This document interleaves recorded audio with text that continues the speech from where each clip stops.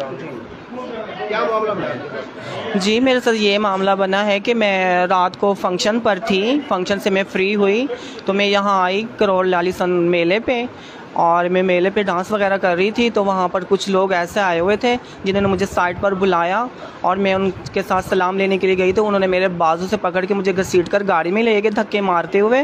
वहाँ से मुझे पता नहीं कहाँ ले गए, अगवा करके उन्होंने मुझे मारा इतनी ज़्यादा, और मुझे पिस्टल वगैरह दिखाए और मुझे इतनी धमकियाँ दी, जान से मारने की मुझे धमकी दी कि तुम्हें कत्ल कर देंगे तुमने अगर कोई शोर शराबा डाला तो। मुझसे पैसे भी छीन लिए गए हैं और मेरे पास गोल्ड वगैरह था, मैंने बालियाँ पहनी हुई थी और वो मेरी उतार ली गई, और मैंने रिंग्स वगैरह पहनी थी गोल्ड की, वो भी उतार ली है इन लोगों ने। एक का नाम था कामरान कवेरा और दूसरे का नाम था आमिर खोखर और तीसरा था शानी।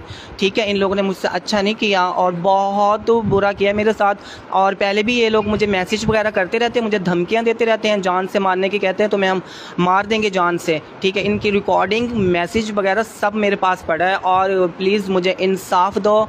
मेरी रिक्वेस्ट है कि मुझे इंसाफ चाहिए।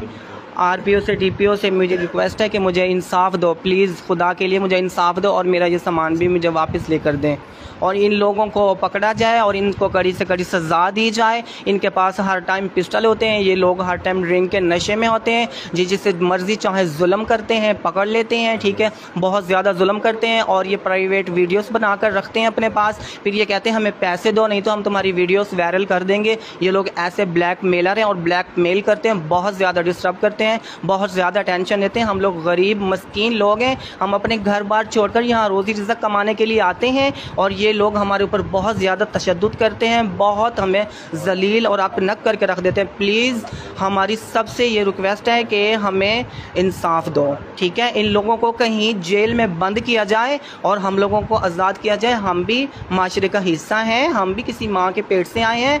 ठीक है, तो आप प्लीज़ हमें इंसाफ दो।